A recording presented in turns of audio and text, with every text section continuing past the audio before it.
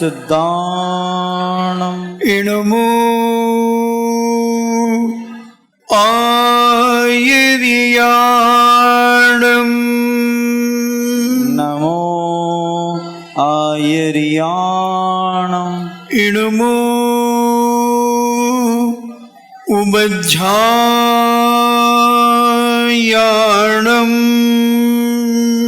नमो वज्जायाणम् इणमो लोये सब्बे साहूणम् नमो लोये सव्वसाहूणम्। पंच परमेष्टि भगवान की जय हो। अहिंसामयी वीतराग विश्व धर्म की जय हो। देवादिदेव 1008 आदि ब्रह्मा आदि स्व श्री आदिनाथ भगवान की जय हो। देवादिदेव 1008 श्री शांतिनाथ भगवान की जय हो। देवादिदेव 1008 शासन नायक बाल ब्रह्मचारी भगवान महावीर स्वामी की जय हो। परम पूजनी आचार्य श्रोमणि गुरुभव श्री कुंद कुंद महामुनिराज की जय हो।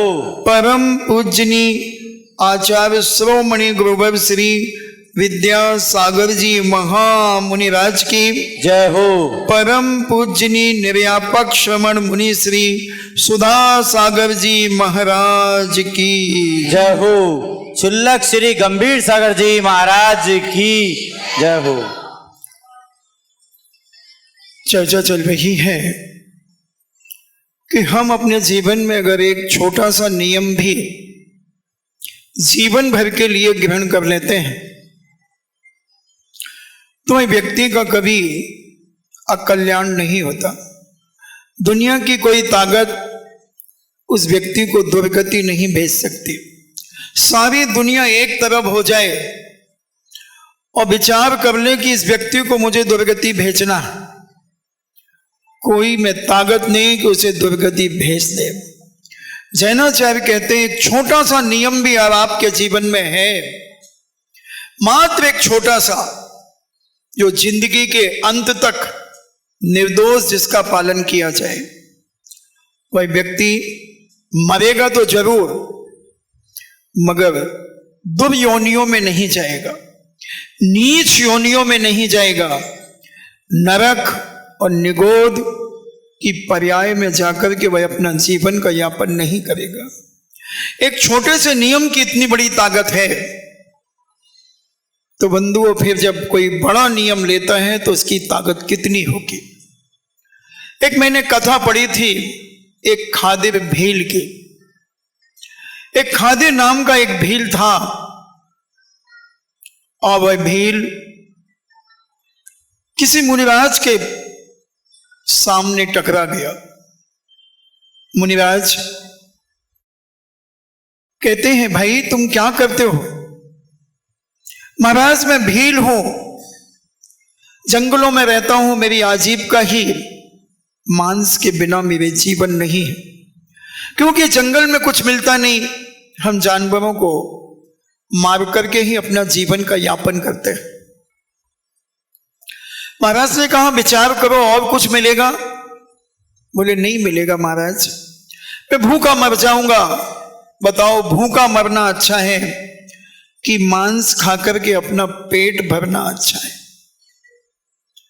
महाराज ने कहा अच्छा तुम ये बताओ तुम किसका मांस खाते हो? बोले महाराज जो जानवर मिल जाता है मैं उसका मांस खा लेता हूं। अच्छा तुम क्या कौवे का मांस खाते हो? छी छी छी छी छी छी। महाराज मैंने कौवे का मांस अपनी जिंदगी में आज तक नहीं खाया। तो लो आज तुम कौवे का मांस त्याग कर दो। तुमने खाया कभी कौवे का मांस? नहीं खाया, कभी नहीं खाया कौवे का मांस। तो करो त्याग कि आज के बाद हम कौवे का मांस नहीं खाएंगे। चूहा खाया तुमने कभी? कौन कौन ने चूहा खाया? अभी मैं बताऊंगा चूहा किस किसने खाया, कॉकरोच किस किसने खाए। महाराज जी कैसी बातें कर रहे हो, आप आहार करने किसके घर गए थे आज, क्या खिला दिया उसने आपको? हम जैनी हैं, दिगंबर जैनी हैं, और आप चूहे और कॉकरोच की बात कर रहे हैं। हाँ मैं कह रहा हूं थोड़ा सोच लेना, अपन चर्चा करेंगे। और उस भील ने कहा कि महाराज इतने निकृष्ट प्राणी का मांस तो मैं नहीं खाऊंगा, चाहे भूखे मर जाऊंगा। जैसे एक सज्जन व्यक्ति कहता है कि खून पसीने की मिलेगी तो खाऊंगा, नहीं तो यारो भूखा ही सो जाऊंगा। ऐसा दृढ़ संकल्प उस भील ने ले लिया कि मैं मरते मर जाऊंगा मगर कभी कौवे का मांस नहीं खाऊंगा। और वह अपना जीवन यापन कर रहा था। अचानक उसके जीवन में एक ऐसी भयंकर बीमारी आ गई कि उसके जीवन के साथ बचाव के सारे उपाय समाप्त से हो गए। सारे बड़े बड़े नीम हकीम ने, वैद्यों ने कह दिया कि यह व्यक्ति मरेगा, इसे दुनिया की कोई ताकत बचा नहीं सकती। इतने में उसी भीलों का कोई रिश्तेदार एक वैद्य को लेकर के आया जो नाड़ी वैद्य था। नाड़ी वैद्य बहुत जबरदस्त पकड़बाज होते हैं। अब उसने जैसे ही उसकी नाड़ी देखी और कहा कि यह व्यक्ति बच सकता है, मगर इसकी बीमारी की औषधि है कौवे का मांस। कौवे का मांस। जब उससे कहा गया खादिम तुम बच सकते हो, बोले कैसे?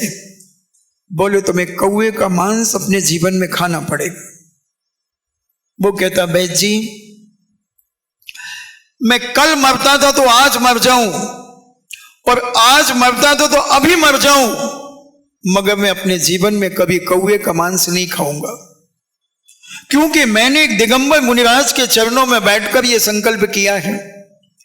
और दिगंबर मुनिराज एक ऐसे अहिंसा धर्म के उपासक होते हैं कि जिनके रग रग में, रोम रोम के अंदर प्राणी मात्र के कल्याण की भावना होती है, प्राणी मात्र के जीवन के उत्थान की भावना होती है।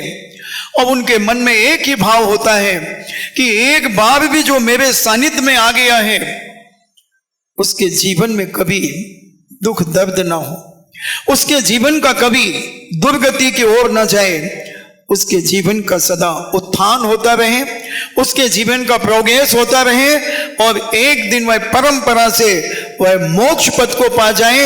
एक ऐसे सच्चे दिगंबर साधु संत की ये भावना हुआ करती है, और भावना भवनाशनी हुआ करती है। जाकी रही भावना जैसी जैसी भावना हम अपने जीवन में करेंगे वैसा हमें उसका फल मिलता है। देखिए एक छोटा सा बात कहता हूं भावना की, अन्यथा मत लेना। एक व्यक्ति को एक हफ्ते से पोटी नहीं हो रही थी, बहुत परेशान था, बहुत तकलीफ थी। मेरे पास आया, बोले महाराज जी कुछ बताइए। मैंने कहा क्या हुआ? बोले महाराज जी मुझे पोटी नहीं हो रही है। मैंने कब से? बोले 1 हफ्ता हो गया महाराज जी। मैंने बस इतनी सी बात? हमारे तीर्थंकरों को तो कभी पोटी होती ही नहीं, हमारे तीर्थंकरों को कभी पोटी होती नहीं, तू इतना क्यों घबरा रहा है? 63 साल का महापुरुषों को कभी मलमूत्र नहीं होता। बोले महाराज जी वो तीर्थंकर थे और मैं एक छोटा सा इंसान हूं। हमने अच्छा तू पोटी करना चाहता है? बोले हाँ। मैंने कर नियम कि तू यहां से घर जाएगा और अपनी मानसिकता में बदलेगा, मुझे बहुत जोर से पोटी जाना, मुझे बहुत जोर से पोटी जाना, मुझे बहुत हटो हटो मुझे बहुत जोर से पोटी जाना। और वो चिल्लाता हुआ घर गया, ऊपर नीचे 3-4 बार गया और कहता मुझे बहुत जोर से जाना, बहुत जोर से जाना, और सीधा पोटी में क्या बोलते हैं उसको, लेटरिन में गया और फटाफट फटाके फूट गए और वह पोटी हो गई। भावना भवनाशनी जाकी रही भावना जैसी। तो जैसे हम अपने जीवन में भावना करते हैं वैसा वह कार्य हो जाता है। तो हम अपने जीवन में विचार करें कि हम अपने जीवन में क्या नहीं कर सकते। मैं तो कहता हूं इंसान के पास वो ताकत है कि दुनिया के हर कार्य वो अपने जीवन में कर सकता है। बस एक भावना बदलना है, एक अपनी मानसिकता को बदलना है, हर कार्य हो सकता है। बड़े बड़े वैद्य जिसे पोटी नहीं करा सके और उसकी मानसिकता को थोड़ा सा बदल दिया और उसे पोटी हो गई। और दूसरे दिन वो आया, बोले महाराज जी मैंने आप क्या हुआ? बोले महाराज जी बहुत कमजोरी आ रही है। कमजोरी आ रही क्योंकि मल इतना जम गया था 1 हफ्ते से, तो खाया भी नहीं जा रहा था। हमने कोई बात नहीं, अब ये कमजोरी भी तेरी चली जाएगी, मगर धीरे धीरे जाएगी। अभी तू खिचड़ी और दलिया खाएगा 2-3 दिन तक, अभी हलवा मत खा लेना, गरिष्ठ भोजन मत कर लेना, नहीं तो पोटी फिर रुक जाएगी, फिर चिल्लाना पड़ेगा हटो हटो हटो हटो। नहीं, तो एक दृढ़ता अपने जीवन में, हम एक दृढ़ता अगर बना ले तो बंधुओं हर चीज हमारी मुट्ठी में है। दुनिया की ऐसी कोई चीज नहीं है जिसे हम और तुम नहीं कर सकते। हम और तुम नहीं कर सकते, बस सोच लें कि हमें क्या करना है। इब्राहिम लिंकन राष्ट्रपति, क्या बोले, राष्ट्रपति बने अपने वहां के, 21 बार चुनाव हारे, 21 बार, मगर एक बार वह राष्ट्राध्यक्ष बन गया। हम जो चाहें वो कर सकते हैं। दुनिया की बड़ी बड़ी हस्तियां, एक गामा पहलवान का नाम सुना होगा आप लोगों ने, विश्व विजेता गामा पहलवान। अगर जिसकी मैं डाइट अगर तुम्हें बताऊं तो शायद कोई घबरा ना जाए। गामा पहलवान दतिया के अखाड़े में, दतिया के महाराजा गामा पहलवान को अपनी डाइट देते थे। 15 लीटर दूध प्रतिदिन गामा पहलवान पीता था। 2 किलो से 2.5 किलो बादाम प्रतिदिन खाता था, और 50 ग्राम बादाम, 50 ग्राम में 32 बादाम चढ़ती हैं इन्हें, 100 ग्राम में 64 बादाम, तो 1 किलो में 640 बादाम, और 2 किलो की 1280 बादाम, और 320 बादाम, और कितनी हो गई, 1600 कैलोरी हो गई। 1600 बादाम प्रतिदिन। तुम 16 बादाम खा के बता दो, लोटा लेकर के 3 बार जाओगे दिन में। 1600 बादाम और घिस करके 15 लीटर दूध में उसकी ठंडाई बना करके वह प्रतिदिन पीता था। 200 रोटियां प्रतिदिन खाता था, 5 किलो फल खाता था, 3 पाव मलाई खाता था, 1 पाव घी खाता था गामा पहलवान प्रतिदिन। महाराज जी हमारे यहां तो 1 पाव घी 1 हफ्ते चल जाता है। इतना खाने वाला पहलवान विश्व विजेता बना, और इतिहास में नहीं बता रहा हूं। इतना शक्तिशाली, जिसने भारत सरकार को चुनौती दी थी कि मैं चलती हुई ट्रेन को रोक लूंगा, मगर ट्रेन हमेशा के लिए फ्री रखना पड़ेगी। भारत सरकार ने विवेक से काम किया। उन्होंने सोचा कि अगर ट्रेन इसने रोक ली तो हमारे देश का बहुत बड़ा नुकसान होगा, और ट्रेन नहीं रोक पाया तो हमारे देश का एक पहलवान राम नाम सत्य हो जाएगा। इसलिए उन्होंने उसकी चुनौती को स्वीकार नहीं किया। और गामा जब विश्व विजेता बनकर के आया, सारी चुनौतियां, ओलंपिक में वह बिजी हो गया, मगर उसके बाद उसके अंदर ईगो आ गया, अहंकार आ गया कि मैं बहुत बलशाली हूं, अब दुनिया की कोई ताकत मुझे परास्त नहीं कर सकती। ये कहां जा रही माताएं? दुनिया की कोई ताकत मुझे परास्त नहीं कर सकती। ये मद उसके अंदर से झूमने लगा। और जब व्यक्ति अहंकारी होता है, जब ईगो उसके अंदर आ जाता है बंधुओं, तो अपनी जिंदगी में वह विफल होना शुरू हो जाता है। फिर वह सफलता के सूत्रों में कितना भी बंध जाए, वो सारे सूत्र टूट करके भूलुंठित कर देते हैं। और वह चलता गया, हर जगह वह अपना हाथ उठा करके खड़ा करता कि कोई भी आकर के मुझसे लड़ ले। सारे लोग उसके नाम से कांपते थे। चलते चलते वह जबलपुर में पहुंचा और एक बिल्कुल 13 हड्डी 14 बोल्ट एक नर कंकाल सा 19 साल का एक इसाद नाम का एक युवा ने जाकर के उससे हाथ मिला लिया। सारे लोगों में तहलका मच गया कि कहां गामा और कहां इसाद, इन्हें कहां एलिफेंट और कहां एक मच्छर पहलवान। मगर अपनी दृढ़ता, अपना संकल्प, इसाद के उस्ताद ने कहा कि तू चिंता मत कर, मैंने गामा को देख लिया है, गामा अहंकार के झूले में झूल रहा है। 1 हफ्ते बाद कुश्ती हुई और इसाद ने गामा को चित्त कर दिया। एक विश्व विजेता के अंदर एक नियम, एक संकल्प, एक अपने अंदर का विल पावर अगर हम अपने जीवन में मजबूत करके रखते हैं, कितनी भी बाधाएं आ जाएं उन्हें विचलित करने की, तो हम विचलित अगर नहीं होते हैं बंधुओं, तो हर चीज हमारी मुट्ठी में है। और जहां हमें अहंकार की बदबू हमारे अंदर से निकलने लगती है, वहीं से हम पतन के रास्ते की ओर चल पड़ते हैं। एक ना एक दिन हम विनाश को प्राप्त हो जाते हैं।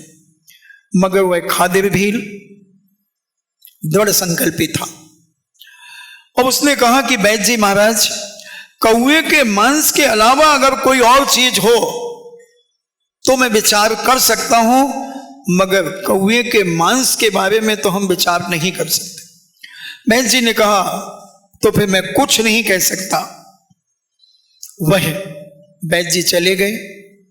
जब उसके साले को यह बात पता चली कि मेरा जीजा कौए का मांस नहीं खा रहा है तो वो मर जाएगा, तो उसे वो संबोधन के लिए आया। जैसे जब विनोबा जी संलेखना ले ली, उन्होंने समाधि के लिए वो तैयार हो गए, क्योंकि विनोबा भावे भगवान महावीर की सिद्धांतों से बहुत ज्यादा प्रभावित थे। उन्होंने जिनेंद्र वर्णी जी से कहा था कि मेरे जीवन में महावीर और गीता, ये 2 ग्रंथ, महावीर के सूत्र और गीता मेरे जीवन में इतनी ज्यादा प्रवेश कर गई है, इन 2 के अलावा मेरे जीवन में किसी को स्थान नहीं है। जब देश की प्रधानमंत्री श्रीमती इंदिरा गांधी विनोबा की संलेखना जब चल रही थी, उनके पास पहुंचे, क्योंकि विनोबा का भावना थी कि जिस प्रकार भगवान महावीर स्वामी का निर्माण जिस दिन हुआ है, उसी दिन मेरा भी निर्माण होना चाहिए। ये भावनाएं विनोबा भावे ने भाई थी। और उन्होंने जब संलेखना धारण की, तब उनके ऊपर बहुत सारे दबाव आए। कई राजनेताओं ने दबाव दिए। उस समय देश की प्रधानमंत्री श्रीमती इंदिरा गांधी जब पहुंची, तो उन्होंने बहुत संबोधन किया और दवाई आदि लेने के लिए उन्हें बाध्य किया। तब विनोबा जी ने कहा कि मेरे ऊपर न किसी का दबाव और न दवाई का प्रभाव पड़ेगा, मेरे अंदर भगवान महावीर स्वामी का प्रभाव है और मैं उसी दिन मरना चाहता हूं जिस दिन भगवान महावीर स्वामी का निर्माण हुआ। उस समय ठीक सूर्य उदय के कुछ पहले जो पौ फटती है, उस समय उनका मरण हुआ। और आचार्य श्री उस समय नैनागिरी में थे। आचार्य श्री ने कहा कि उनकी बहुत वर्षों से यह भावना थी कि जिस दिन भगवान महावीर स्वामी का निर्माण हुआ है, उसी दिन मेरा भी निर्माण होना चाहिए। और उनकी भावना पूरी हुई। तो हम अपने जीवन में जो भी भावना बनाना चाहते हैं, मगर भावना समीचीन हो, किसी को नीचा दिखाने के लिए ना हो, किसी की उपेक्षा करने के लिए ना हो, किसी को जलील करने के लिए ना हो, प्रत्येक व्यक्ति के जीवन को सुख शांति और समृद्धि से परिपूर्ण करने की अगर हमारी भावना हमारे जीवन में उत्पन्न होती है, तो बंधुओं एक ना एक दिन हम अपनी भावनाओं को पूरा पाते हैं। क्योंकि पुरुषार्थ एक बहुत बड़ी शक्ति हुआ करती है। उस पुरुषार्थ के माध्यम से हम सब कुछ कर सकते हैं। क्योंकि पुरुषार्थहीन व्यक्ति अपने जीवन में सफलताओं को नहीं पाता, उसके जीवन में विफलताएं ही विफलताएं चली आती हैं। और वह पुरुषार्थी खादिर भील ने अपने पुरुषार्थ को इतना दृढ़ करके रखा कि कोई भी आकर के मुझे अगर संबोधन करेगा तो मैं उसकी बात सुनूंगा, मगर यहां से निकाल दूंगा। जब उसका साला उसे संबोधन करने के लिए आ रहा था, रास्ते में एक महिला फूट फूट करके रो रही थी। उनके साले ने पूछा, बहन जी आप क्यों रो रही हैं, क्या कारण है? बोले, मैं इसलिए रो रही हूं कि आप जहां जा रहे हैं वो मरण करेंगे और वो मेरे स्वर्ग में देव बनेंगे, मेरे पति बनेंगे। मुझे ये वेदना हो रही है कि काश अगर आपकी बात उन्होंने मान ली तो वो मांस अगर खा लेंगे तो उनकी दुर्गति हो जाएगी, क्योंकि उन्होंने जो दिगंबर साधु के चरणों में बैठकर जो नियम लिया है वो अगर पतित हो जाएगा, नियम टूट जाएगा, तो उनका स्वर्ग जाना भी छूट जाएगा। इसलिए मैं रो रही हूं। कृपया कर मैं आपसे निवेदन करना चाहती हूं कि आप इतने मोह और रागान्वित ना हो जाएं कि मोह में उनके नियम को आप तोड़वा दें। जैसे बहुत सारी माताएं अपने बच्चों के नियम तोड़वा देती हैं, बहुत सारी बहनें नियम तोड़ देती हैं, बहुत से भाई भी अपने जीवन में नियम तोड़ देते हैं। एक हमें भील से शिक्षा लेना चाहिए। एक इतनी छोटी जाति के व्यक्ति से हमें अपने जीवन में एक शिक्षा ग्रहण करना चाहिए कि वह भील मरना पसंद कर रहा है मगर अपना नियम तोड़ना पसंद नहीं कर रहा है। और नियम लेकर के अगर जो मरता है उसकी दुनिया की कोई ताकत उसकी दुर्गति नहीं कर सकती। और जब उस महिला ने यह निवेदन किया कि मैं उसकी देवी बनूंगी, तो बोले, तुम तो एक सामान्य स्त्री हो। बोले, नहीं, मैं स्वर्ग की देवी हूं और विक्रिया से अपना रूप एक सामान्य महिला का बना करके रखे हूं। वो कहता, ठीक है, मैं अपनी बात तो कहूंगा मगर फिर भी कोशिश करूंगा कि वो नियम ना तोड़े। और वह गए। उन्होंने कहा कि भाई एक बार ही कौवे का मांस खाना है, खा लो ना, एक बार कौवे का मांस खा लो। जैसे तुम्हारे फ्रेंड सर्किल में जब तुम कहते हो कि नहीं नहीं हम ये कैडबरी चॉकलेट नहीं खाते, क्यों, इसमें क्या है? ये कैडबरी चॉकलेट हम इसलिए नहीं खाते क्योंकि एक कैडबरी चॉकलेट में 60 कॉकरोच और एक चूहा है। जो 100 ग्राम की एक चॉकलेट आती है उसमें ये है। तो तुम्हारे दोस्त कहते हैं, क्या बात करते हो, ऐसा दिखता है, देखो इसमें कहां कॉकरोच दिख रहे हैं इसमें कहां चूहा दिख रहा है, कैसी बातें करते हो? अरे खा लो खा लो, बड़े ज्यादा भगत मत बनो। तुम्हारे महाराज आ गए तो पता नहीं तुम क्या क्या नियम ले रहे हो। अब ये महाराज तुम्हें बिगाड़ देंगे। इन महाराजों का काम क्या है? काम धाम तो कुछ है नहीं, पढ़े लिखे तो होते नहीं, कमाया जाता नहीं, इसलिए साधु बन जाते हैं। ऐसे में बहुत सारे लोगों की धारणाएं हुआ करती हैं कि अधिकतर लोग जो पढ़े लिखे नहीं होते वो साधु बन जाते हैं। ऐसी एक घटना मध्य प्रदेश में भी घटी। वहां कुछ विवाद हो गया था दो समाजों के बीच, तो कर्फ्यू लगा हुआ था।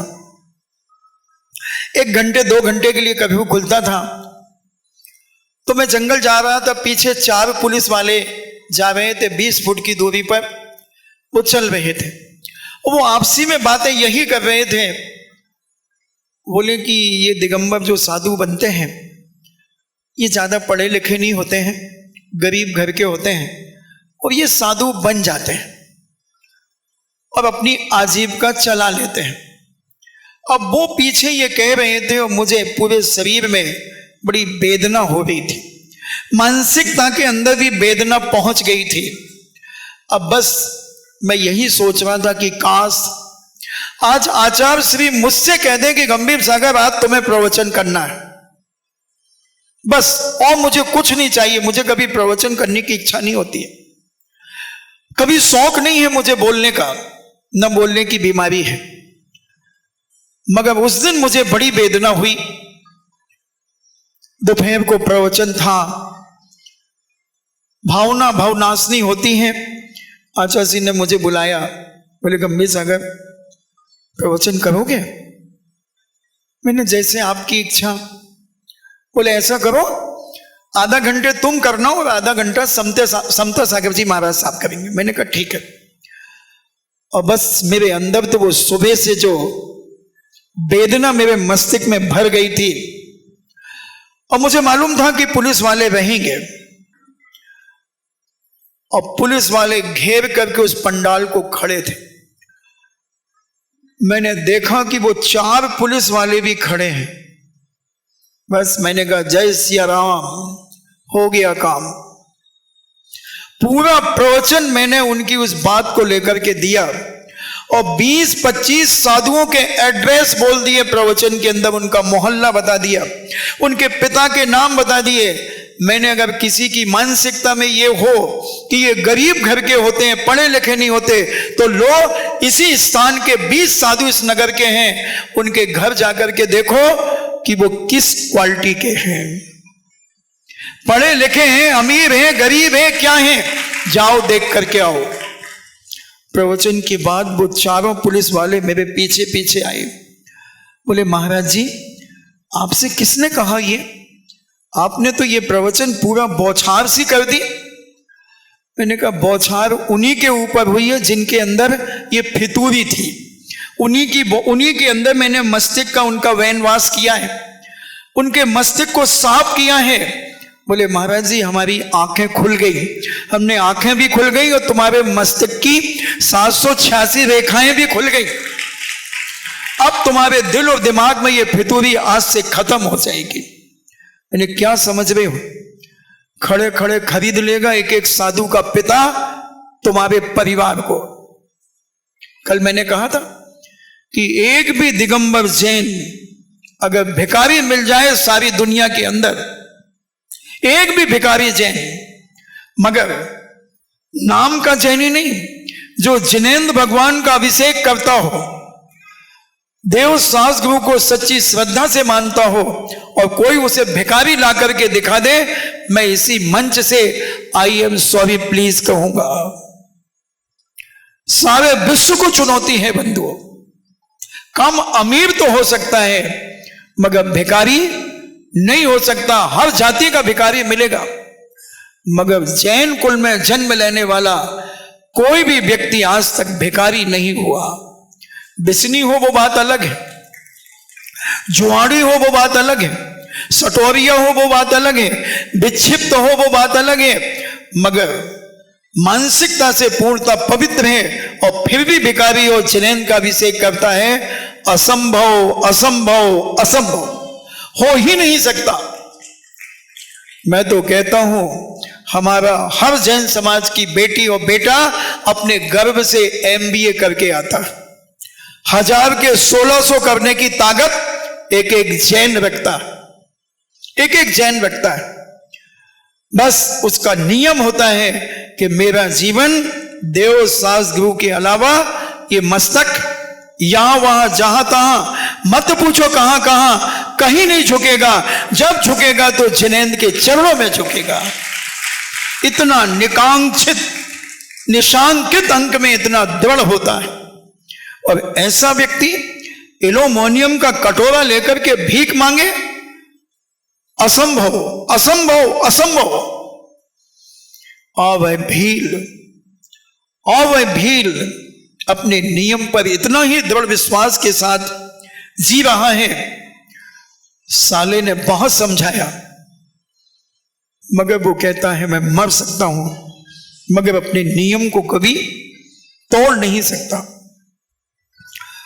और उसने कहा कि देखो इस नियम को अब तुम दृढ़ता पूर्वक पालना, तुम यहां से मरकर के स्वर्ग जाओगे।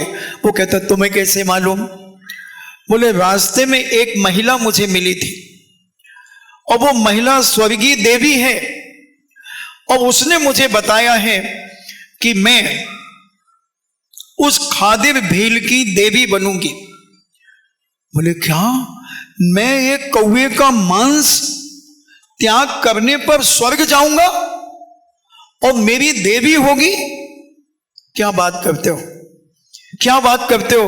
उन्होंने कहा हाँ मैं सच कह रहा हूं। उन्होंने ये बताया तो कहता अब मर तो रहा हूं, क्यों ना संपूर्ण मांस का त्याग कर दो, क्यों ना मरता क्या नहीं करता, जब मरना ही निश्चित हो गया है, क्योंकि मैं कौवे का मांस खाऊंगा नहीं और उसकी ये दवा है, और जब दवा लूंगा नहीं तो फिर मरूंगा, और मरूं तो उसके पहले दुआ क्यों ना ले लूं, और दुआ लेकर के स्वयं भुवा को क्यों ना अपना लूं। और वो इसने संकल्प कर लिया कि दुनिया में जितने भी मांस हैं उन सब का मैं जीवन पर्यंत के लिए त्याग करता हूं, जीवन पर्यंत के लिए त्याग करता हूं। और वही कुछ घंटों में मरण को प्राप्त हो गया। साला तो कहकर के चला गया। रास्ते में वही स्त्री फिर मिली, मगर फिर रो रही थी।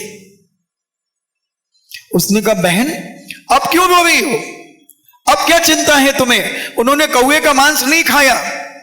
बोले कौवे का मांस तो नहीं खाया, मगर परंतु किंतु उन्होंने संपूर्ण मांस का त्याग कर दिया है। अब वो मेरे पति नहीं बनेंगे, वो मेरा देव नहीं बनेगा, वो और ऊपर के स्वर्ग में जाकर के वहां का देव बनेगा। इसलिए मैं रो रही हूं, इसलिए मैं रो रही हूं। विचार करें, समझने का प्रयास करें। एक छोटा सा नियम, एक इतने छोटे से कुल में जन्म लेने वाला व्यक्ति एक नियम पालन करने से स्वर्ग चला गया। हम तो उच्च कुलीन हैं, हम तो जिनेंद्र के कुल में हमने जन्म लिया है। साक्षात मुनिराजों के हम उपदेश सुन रहे हैं, त्यागी व्यक्तियों के सानिध्य में हम अपना जीवन यापन कर रहे हैं। उसके बाद भी हम मांसाहार बने रहे, मांसाहारी बने रहे। ऐसी चीजें खाकर के हम अपने जीवन को मांस से युक्त कर लें। जो मैंने एक बात कही कैडबरी चॉकलेट की, कैडबरी चॉकलेट में 60 कॉकरोच और 1 चूहा। बोलो कितने लोग इस सभा में बैठे हैं जिन्होंने कैडबरी चॉकलेट ना खाई हो? कौन खाता है? वो 100 रुपए की, 200 रुपए की, 300 रुपए की, 500 रुपए की चॉकलेट आती है। वो मजदूर का बेटा खाएगा, वो मजदूर का बेटा खाएगा कि उच्च कुलीन रईस बाप की बेटी और बेटा खाएगा? विचार करना। उसकी कमेंट भी है। वो अभी बच्चे यहां है नहीं तो मैं इसी माइक पर वो मोबाइल लगा करके आपको सुना सकता था, पूरी स्पष्ट, पूरी स्पष्ट। आज नहीं कभी सुना देंगे। अब तो अपन दिवाली तक तो फिक्स है, दिवाली तक तो यहां बैठना ही है। यहां नहीं तो पंडाल में, उस पंडाल में बैठेंगे, कहीं ना कहीं तो बैठेंगे, मगर जहां बैठेंगे वो आगरा होगा। जहां भी बैठेंगे वो आगरा होगा, सुनेंगे अपन। तो विचार करें, एक छोटा सा नियम भी हमारी जिंदगी को बदल सकता है। जीवन के किसी भी पल में वैराग्य उमड़ सकता है और संसार में रह के प्राणी संसार को तज सकता है। सोचे बंधुओं, हम बहुत पढ़े लिखे लोग हैं, हम बहुत उच्च घराने के लोग हैं, और तुम अगर कहते हो कि महाराज उसमें ग्रीन सिंबल लगा होता है। हम लोग तो कोई भी चीज खाते हैं महाराज जी तो वो पॉइंट देखते हैं ग्रीन, कुछ नहीं रखा बंधु ग्रीन सिंबल में। वो सब फर्जी है, वो सारा का सारा फंडा है, कुछ भी नहीं है। क्योंकि विदेशियों के यहां पर ये भारत का ग्रीन सिंबल नहीं है। ये ग्रीन सिंबल और ब्राउन सिंबल का जो निर्णय हुआ था ये विदेशों के अंदर हुआ था, और विदेशों से जो भारत में चीजें आती हैं वो ग्रीन सिंबल वहीं से लगा होता है। उस ग्रीन सिंबल में अंडे को मांसाहार नहीं मानते, ये बालों को मांसाहार नहीं मानते, जानवरों के सींगों को मांसाहार नहीं मानते, जानवरों की चमड़ी को मांसाहार नहीं मानते। ऐसी बहुत सारी चीजें उन्होंने उसमें गर्भित की जो शाकाहार के रूप में मानते हैं। तो ये अंडे आदि सब मिले होते हैं और वो उसमें ग्रीन सिंबल लगाते हैं। पेटीज अंडे के बिना पेटीज बन ही नहीं सकती। उसमें जो कुरकुरापन आता है वो अंडे से ही आता है। और अंडा खाना यानी एक मुर्गी को खाना, एक चूजा को खाना, क्योंकि मुर्गी जब अंडा देती है और उस अंडे को 21 दिन तक जब मुर्गी सहती है, ओझा आहार होता है, क्योंकि तिरंचों में जो अंडे का आहार होता है वो ओझा आहार होता है, ऊष्मा दी जाती है। और उसमें 1500 से 15,000 से 3,000 छिद्र इतने सूक्ष्म होते हैं उस अंडे के अंदर। ऊपर जो ऊर्जा मुर्गी के पंखों से उसे मिलती है, उससे वो चूजा बड़ा होता है, उसका वो भोजन होता है। और वो चूजा उसमें बढ़ करके मरता है, पैदा होता है। मगर आपका पेटीज जो बनती है वो अंडे से बनती है। अब आप विचार करें आप क्या खा रहे हैं, समझने का प्रयास करें बंधुओं। सोचे जरा कि हम इतने उच्च कुलीन घर में जन्म लेकर तीर्थंकरों के कुल में हमने जन्म लिया है और हम क्या खा रहे हैं। ये 4 अंगुल की जिह्वा के हम इतने गुलाम हो गए, इतने गुलाम हो गए कि जो सामने दिख रहा है हम उसे खाते चले जा रहे हैं। समझे, विचार करें। और वह खादिर भील ने एक कौवे का मांस का त्याग करने के बाद जैसे ही उसने संपूर्ण मांस का त्याग किया, वह कहां पहुंच गया? और ऊपर के स्वर्गों में चला गया। हम तो उच्च कुलीन लोग हैं, सभ्य लोग हैं, उच्च समाज के अच्छे लोग हैं, भगवान राम के उपासक हैं, भगवान महावीर आदिनाथ के हम भक्त हैं।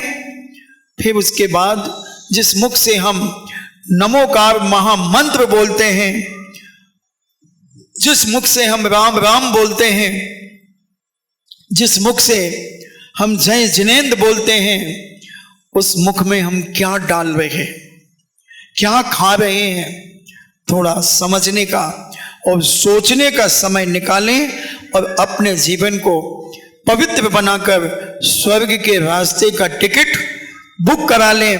क्योंकि पंचम काल में कोई मोक्ष नहीं जा सकता। कितनी भी तपस्या कर ले, कितना भी त्याग कर ले, 16वें स्वर्ग से ऊपर कोई दुनिया का कोई भी जीव इस पंचम काल में भरत क्षेत्र और ऐरवत क्षेत्र से आगे नहीं जा सकता।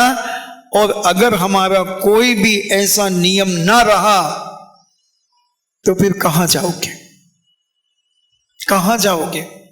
अधोलोक में जाना है कि पुनः मध्यलोक में आना है या ऊर्ध्वलोक के ऊपर गमन करना है? कहां जाना है? आज सोचना। अपन कल फिर मिलेंगे, कल फिर समझने का प्रयास करेंगे, कल फिर जानने का प्रयास करेंगे। मगर अपने मेघसेन धीवर की चर्चा भी अभी अपन को करना। मेघसेन धीवर जो पूज्य गुरुदेव के पास बैठ करके एक नियम लेता है, गुरुदेव उसकी होनहार को समझते हैं, अपने अवधि ज्ञान से जानते हैं कि इस मेघसेन धीवर का बहुत कम समय बचा है, कुछ ही समय में ये मरेगा। उसने कहा कि महाराज मैं भी धर्म कर सकता हूं। हाँ हाँ, क्यों नहीं कर सकते? तुम क्या करते हो? महाराज मैं तो मछुआरा हूं, मैं तो मछली मारने का काम करता हूं। अच्छा, तो तुम मछली खाते भी होगे? हाँ, मैं मछली खाता भी हूं। महाराज इसके अलावा मुझे और कुछ नहीं मिलता। अच्छा, तो एक काम करो, जो तुम्हारे जाल में पहली मछली फंसे उसे तुम छोड़ देना। थोड़ा सा सोचा, बोले ठीक है महाराज मैं छोड़ दूंगा। पक्का? हाँ महाराज पक्का। अब उसने वो नियम ले लिया। गुरु महाराज ने देखा तो कहा कि सुनो, मैं तुम्हें एक मंत्र और देता हूं, मैं तुम्हें एक मंत्र और देता हूं। तो उन्होंने उसे नमोकार महामंत्र, जिस मंत्र से दुनिया में 84 लाख मंत्र बने हुए हैं, जितने भी दुनिया के अंदर मंत्र हैं वो सब नमोकार मंत्र में गर्भित है। नमोकार मंत्र मंत्रों का जनक है, यानी मंत्रों को जन्म देने वाला है। कहाँ मंत्रों की खोज में भटकते हैं। बहुत सारे लोग आते, महाराज जी कोई मंत्र दे दो, महाराज जी ये बच्चा पढ़ता नहीं है, कोई मंत्र दे दो। कहां से बनाऊं मैं मंत्र, कहां से बनाऊं, जब मंत्र अनादि काल से बना हुआ है। इस नमोकार महामंत्र को किसी ने नहीं बनाया बंधुओं। इस नमोकार मंत्र में 35 अक्षर, 58 मात्राएं और 5 पद हुआ करते हैं। मगर कई बार आप भक्ति के आवेश में आकर ओम लगा देते हैं। ओम नमो अरिहंताणम, ओम नमो श्री सिद्धाणम, ओम नमो आईरियाणम, ओम नमो वज्रायाणम, ओम नमो लोए सब साउणम। तो ये मंत्र अब नमोकार मंत्र नहीं रहा, क्योंकि उसमें 35 अक्षर फिक्स हैं। तो आपने 5 ओम जोड़ दिए, एक श्री जोड़ दिया, 41 अक्षर हो गए। अब ये मंत्र की शक्ति बदल गई, मंत्र का प्रभाव बदल गया। इसलिए उस मंत्र में कुछ ना जोड़े।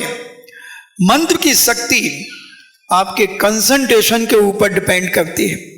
उस जाप को आप कितनी एकाग्रता से जप रहे हैं, कितनी एकाग्रता से, और माला जप रहे हैं, कैसे जप रहे हैं। हम आपको माला जपना भी बताने का प्रयास करेंगे कि माला कैसे फेरी जाती है। माला फेरने के तरीके कितने प्रकार के हैं, कैसे हैं। और कई लोग कहते महाराज जी माला फेरने में मन नहीं लगता। मैं बताऊंगा कि मन क्यों नहीं लगता। माला कैसे फेरोगे तो मन लगेगा। ये सारी की सारी चीजें अपन समझने का इस चतुर्मास में प्रयास करेंगे। मैं वैसे कुछ बताने नहीं आया हूं, मैं तुम्हें जगाने आया हूं। जो तुम धर्म के मार्ग में सो गए हो, कहीं यहां वहां नहीं सोए हो, धर्म के रास्ते में तुम सो गए हो, मैं तुम्हें उसी रास्ते पर जगा करके आगे बढ़ाने के लिए आया हूं। उठो उठो, जो सोवत है सो खोवत है, और जो जागत है वो पावत है। इसलिए थोड़ा सा धर्म के मार्ग में जागृत होना है और संसार के मार्ग में सोना है। जितना तुम संसार के मार्ग में सोना सीख जाओगे, उतना तुम्हारे जीवन में सोना सोना हो जाएगा। और मोक्ष मार्ग में तुम जितने जाग जाओगे, उतने तुम मोक्ष मार्ग में अग्रसर हो जाओगे। बंधुओं, हम तुम्हें सोना और चांदी देना चाहते हैं। सोना और चांदी से तुम्हें भरपूर करना चाहते हैं। हर कदम तुम्हारा चांदीमय हो। तुम कहते हो हमारी तो चांदी चांदी हो गई, अभी शब्दों से कहते हो, अब वास्तविकता में अगर चांदी चांदी हो जाए, जब तक इस सच्चे मार्ग पर तुम अपने जीवन को आगे नहीं बढ़ाओगे बंधुओं, तब तक तुम्हारे जीवन में चांदी चांदी होना असंभव सा लगता है। और जब तुम बढ़ाना शुरू कर दोगे तो तुम्हारे जैसे नेपोलियन की डायरी में कोई असंभव नाम का शब्द नहीं था, ऐसा तुम्हारे जीवन में भी कोई असंभव नाम का शब्द नहीं होगा। हर चीज तुम्हारे लिए संभव होगी। बस तुम एक बार अपने जीवन में कमर कस लो, दृढ़ता के साथ अपने जीवन में इस धर्म को समझ लो, और वह मैगसेन धीवर को नमो अरिहंताणम, नमो सिद्धाणम, नमो आईरियाणम, नमो वज्रायाणम और नमो लोए सभ्य साउडम, ये पंच परमेश्वरी का स्मरण और उसे याद करा करके पूज्यवर ने आशीर्वाद दिया और कहा कि तुम ध्यान रखना, पहली मछली तुम्हें अपने घर नहीं ले जाना है। उस पहली मछली को छोड़ना है। और वह मछुआरा, वह धीवर पूज्य मुनिराज को प्रणाम करके जैसे उठा, महाराज ने आशीर्वाद दिया, उसने प्रणाम किया, महाराज ने आशीर्वाद दिया और वह नदी की ओर जा रहा है। और घड़ी भी तुम्हारे उस 12 पर आ चुकी है। यानी कि आपका समय हो गया है। अभी थोड़ी सी आकुलता होती ना, लोग ये बीच बीच में उठ जाते। देखो अब ये नन्हे मुन्ने प्यारे बच्चे भी उठ गए।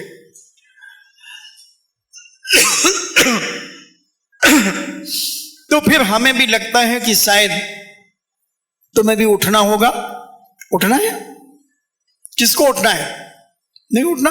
2-4-5 मिनट और अपन ले लेते हैं। और वह धीवर, वह मछुआरा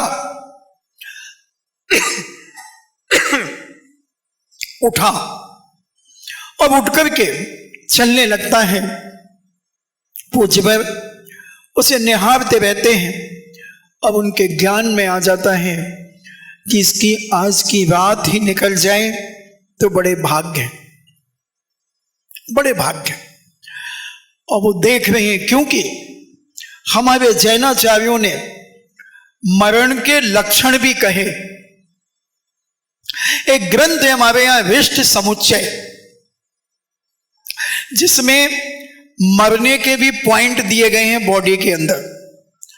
उनके पॉइंटों को देखकर, उनके लक्षणों को देखकर के कहा जा सकता है कि ये कितने दिन में मरेगा। एक अजमेर के अंदर एक बंगाली डॉक्टर था, तो जब वो हॉस्पिटल में राउंड देने के लिए आता था तो सारा डॉक्टरों का स्टाफ अलर्ट हो जाता था। और वो जब चलता था उसके पीछे 20-25 डॉक्टर चलते थे। और वो चलता चलता आगे जब बढ़ जाता था 5वें नंबर पलंग पर, तो कहता पलंग नंबर 3 2 दिन में मरेगा, और आगे चला जाता था। और 2 दिन में ही मरता था, 2 दिन में ही मरता था। इतना पावर था उसके पास। तो ये जैनाचार्यों ने हमारे ने लिखा 48 मिनट से लेकर 3 साल तक के उसके शरीर के लक्षण दिए कि उनके लक्षणों से पता चलेगा कि ये मरेगा। 1-2 मैं बताता हूं। जैसे उस व्यक्ति को स्नान कराया जाए और उसकी छाती का पानी सबसे पहले सूख जाए पूरी बॉडी का, तो वो 7 दिन में मरेगा। जिसके काले हाथ पड़ जाएं और अकड़ जाएं पैर और हाथ, अब उसमें पानी छिड़का जाए और अति शीघ्र वो पानी सूख जाए, तो वो 3 दिन में मरेगा। ऐसा विष्ट समुच्चय के अंदर दुर्गा देव नाम के आचार्य ने एक विष्ट समुच्चय ग्रंथ लिखा। छोटा सा है, तेल में उसका मुख दिखता है और फिर नहीं दिखता, उसका भी समय दिया। बहुत सारे लक्षण उन्होंने दिए। तो पूज्यवन ने उस धीवर के लक्षणों को देखा और अपने अवधि ज्ञान को लगा करके उन्होंने घोषित अपने मन में कर लिया कि इसकी रात भी निकलना बहुत मुश्किल है। और उसे फिर कहा कि ये नमोकार मंत्र तुम भूलना मत, इसे चलते फिरते नमोकार मंत्र पढ़ते रहना। और वह पढ़ रहा है नमोकार मंत्र। अभी अपन क्यों मारे, अभी तो चलने दो। क्षिप्रा नदी के तरफ वो जा रहा है और आप भी अब अपने घर की तरफ जाने की तैयारी में, इन्हीं मंगल भावना के साथ जिनवाणी स्तुति। जिनवाणी के ज्ञान से सूझे लोकालोक, सो बाणी मस्तक के धरो सदा देते हूँ धोख। हे जिनवाणी भारती तो ही जपो दिन रैन, जो तेरो शरणा गहे सो पावे सुख चैन। देव भजो अरिहंत को गुरु सेवा निर्ग्रंथ, दया धर्म पालो सदा यही मोक्ष का पंथ। नवार नमोकार।